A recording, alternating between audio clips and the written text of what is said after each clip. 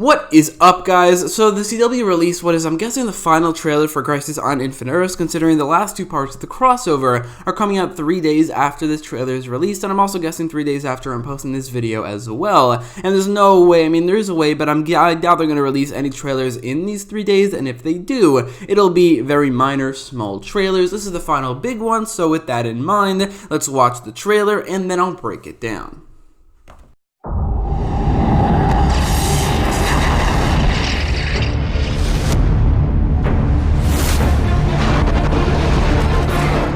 Every punch you've thrown, every kick you've landed, they have all led you here to this moment, to the ultimate fight. Who am I fighting? A being who stands against all there ever was or will be. The apocalypse itself, the Anti-Monitor. It's time to get your friends. We defeat the Anti-Monitor, we find a way to get all the people we lost back. All life ends. Only I am eternal. We'll see about that. If we're gonna go down, we go down fighting.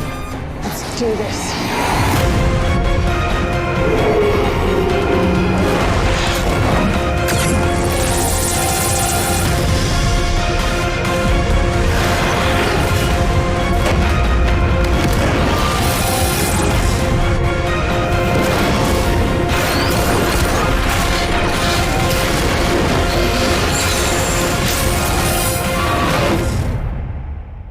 Is this what all the crossovers are like?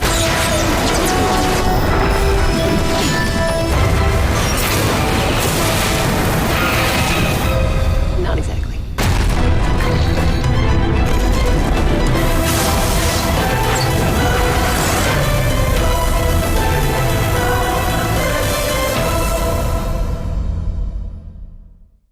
So the trailer begins with this montage of Oliver Queen, as the beginning of the trailer does focus on Oliver quite a bit as he's becoming the Spectre. Part 4 is his episode, the Arrow episode, so it makes sense that it will focus on him quite a bit. But what we see in the beginning is this montage of fight scenes from Arrow, while Jim Corrigan does say something in the background, which I'll get to. We see a montage of the Season 1 finale where Oliver as the Hood is fighting Malcolm Merlyn, Season 2 finale where Oliver as the Arrow is fighting Deathstroke, and Season 5, I think the mid-season finale, where the Green Arrow is fighting Prometheus. There's also a shot of the episode 1 of season 8 where he's fighting Tommy. Aside from that, they only show fight scenes where Oliver is fighting the main villains of his show and the good ones, Malcolm Merlyn, Deathstroke, and Prometheus, and I do appreciate that they mainly focused on those 3 villains in this montage, and also a fight scene from season 8, which does make sense since it is the latest season.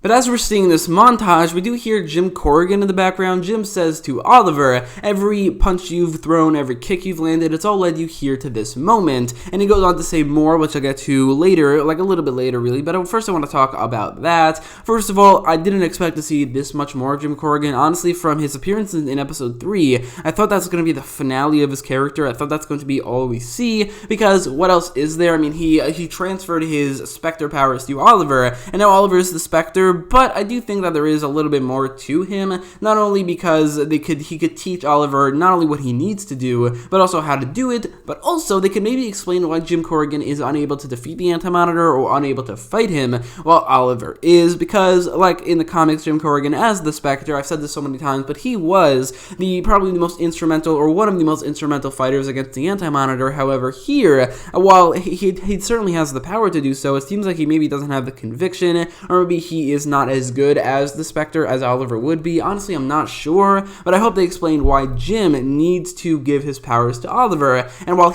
he can't do it himself.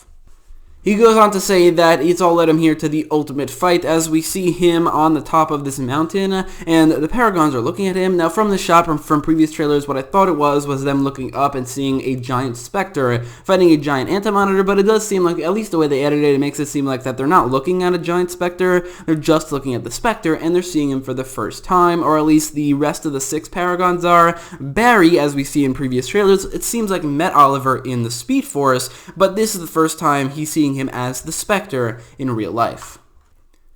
But Oliver finally learns who they're fighting, since the Monitor didn't want to tell him. He wanted Oliver to be prepared for any situation. As Jim Corrigan is going a completely different route. The Spectre, or Jim Corrigan, is telling Oliver that they're facing off against somebody who stands up against anything, and anything that ever was, anything that ever will be, and he compares the Anti-Monitor to the Apocalypse. Now that comparison is interesting, because obviously the Apocalypse refers to the end of the world, and the Anti-Monitor not only ended the world, but it ended every single world in the entire multiverse, so that comparison is certainly there.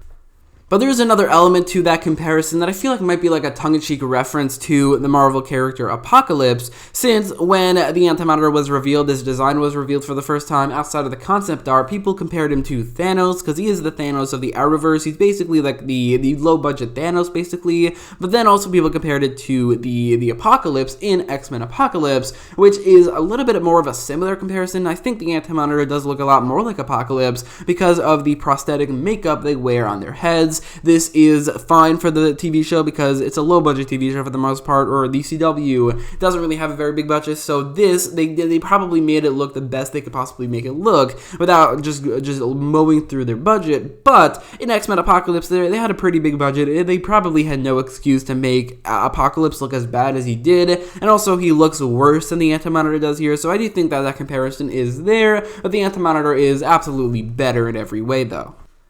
But Jim says it's time to get your friends, which I'm guessing that is going to be like either the final line from the character we get, or at least close to the final line, because it wouldn't really fit for him to continue being a character after that, unless Oliver relinquishes his Spectre powers back to Jim Corrigan, which is a shame, like if we don't see Jim again, because it could have been cool to see more of the character. However, I guess we are kind of seeing more of him in this episode, like aside from in episode 3, but that's when Oliver goes to the Vanishing Point, and that is, I'm guessing, where he's going to reveal that he's the Spectre to the Paragons. I said earlier that might be in the green place, the Dawn of Time, where they look up and see the Spectre for the first time, but it is clear that that's not going to happen. The episode will probably start 10 minutes of the flashbacks and the origin story of the Monitors, and then also maybe a couple minutes of Oliver and Jim Corrigan, then a couple minutes of Barry and the Speed Force, and then that's when Oliver reveals himself to the Paragons, and then they go to the Dawn of Time. It won't be they go to the Dawn of Time and then come back to the Vanishing Point. That's not going to happen. So what I said earlier, them looking up in the Dawn of Time to the mountain where Oliver is, that's not going to be where they learn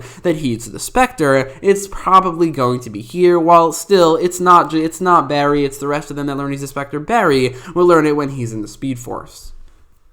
So Kara says that they're going to find a way to get everybody they lost back, which certainly reminds me of Captain America from Avengers Endgame, as he says we're going to get who we lost back, or something along those lines. That definitely reminds me of that. I mean, this whole crossover certainly reminds me of Endgame a lot more than I expected it to, with the ending cliffhanger of the heroes losing, and then they have to regain and restore everything that they lost, and the villain winning near the middle. It definitely reminds me a lot of the Infinity War and Endgame two-parter, but then we get a scene where we see Oliver and the Anti-Monitor, or the Spectre and the Anti-Monitor, on screen together, but the interaction and the way they're looking at something, the way that they're not facing each other whatsoever, is a little bit unusual.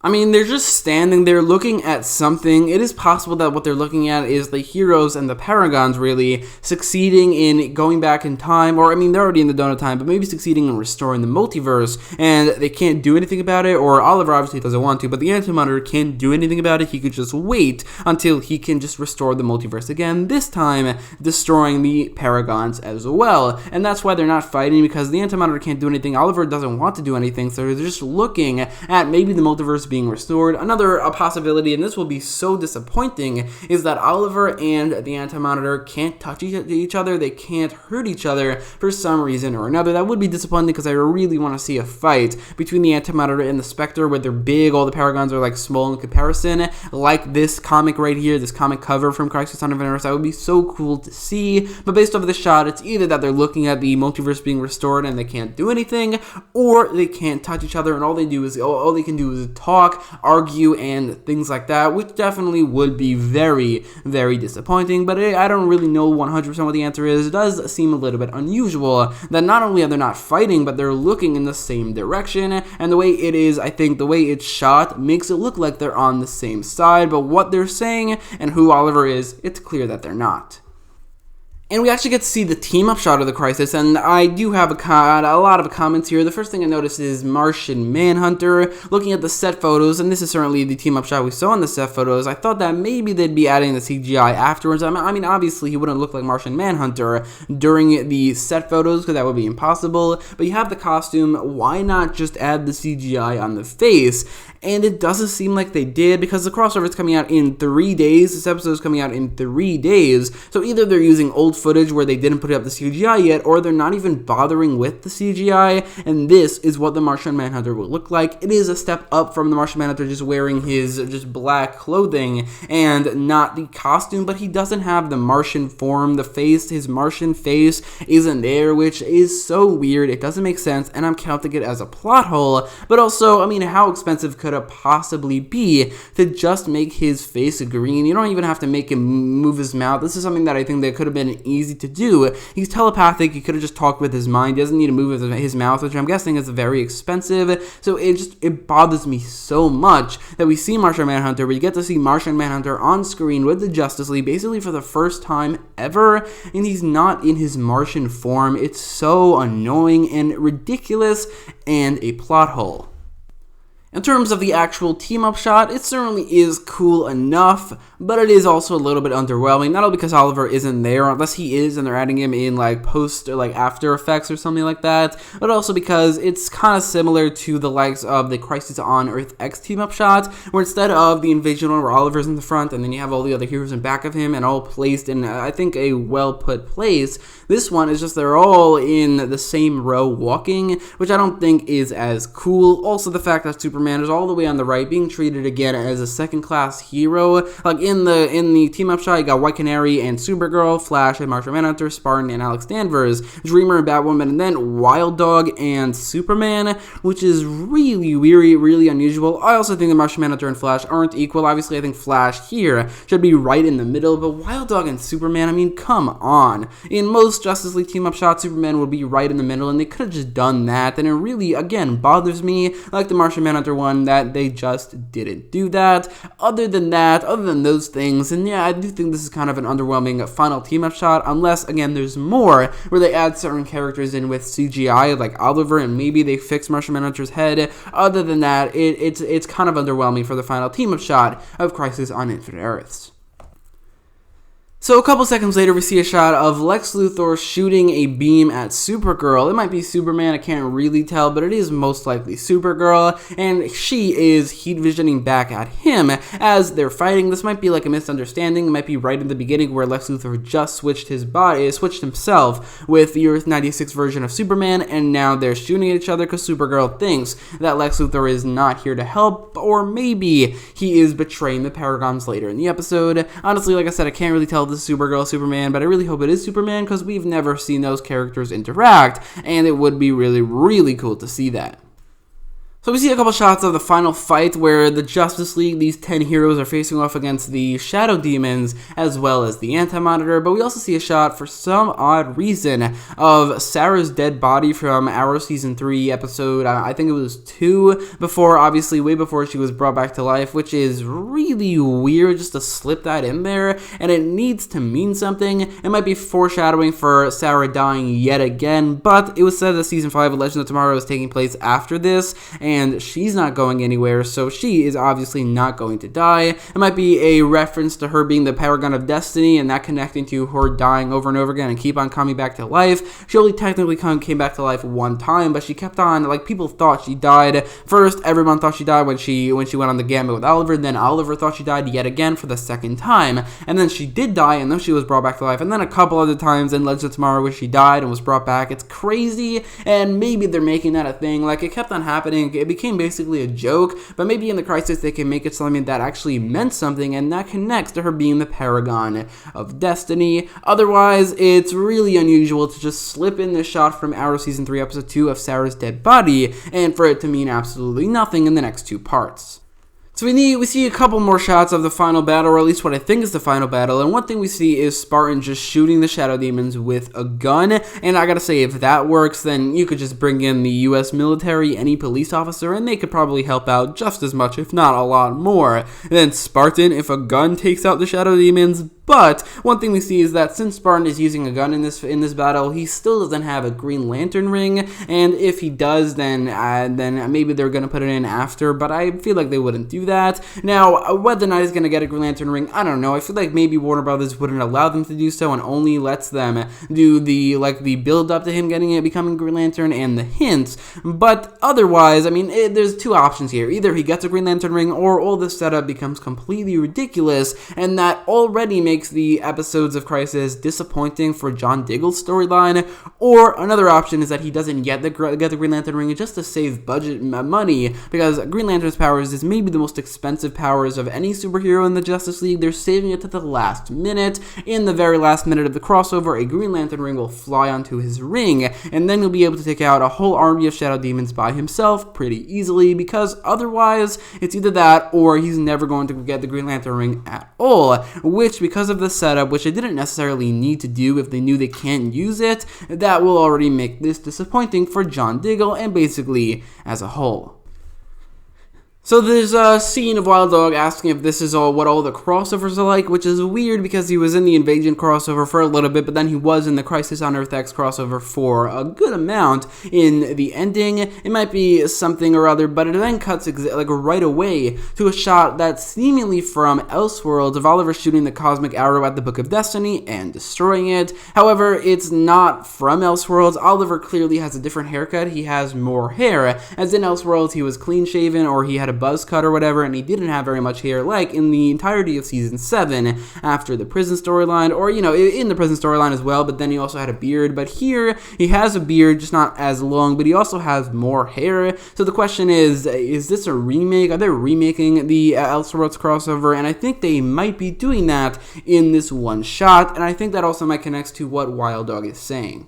It's pretty clear from behind-the-scenes photos and even photos from Stephen Amell that the Trinity, I'm guessing, it's confirmed, or at least it seems like Oliver and Carl will be going back, but I do think Barry will as well. They're going to be going back to a previous crossover, specifically Invasion, which is pretty clear from certain photos. But then we see here that they're also going back to Elseworlds, as they're recreating a shot from Elseworlds, and I'm guessing they're also going to go back to Crisis on Earth X, as that's right there in the middle. So not only why are they doing this, I don't really know. I can't answer that. We'll find out in 3 days, but how does that fit into the episodes, and which episode will it be in? I'm guessing since it's the time travel show, it's going to be in the Legends of Tomorrow episodes, and in that episode they'll be time traveling back to each crossover, maybe only the last 3, Invasion, Crisis on Earth X, and Elseworlds, not the first 2, which I'm fine with. I don't have a problem with that whatsoever, and I'm definitely interested to see how this fits into the story and why they're going back to these crossovers, and how will that affect anything. And as for Wild Dog, since it seems like he is not familiar with certain crossovers, how they work, even though he's been in a couple of them, maybe that's also a shot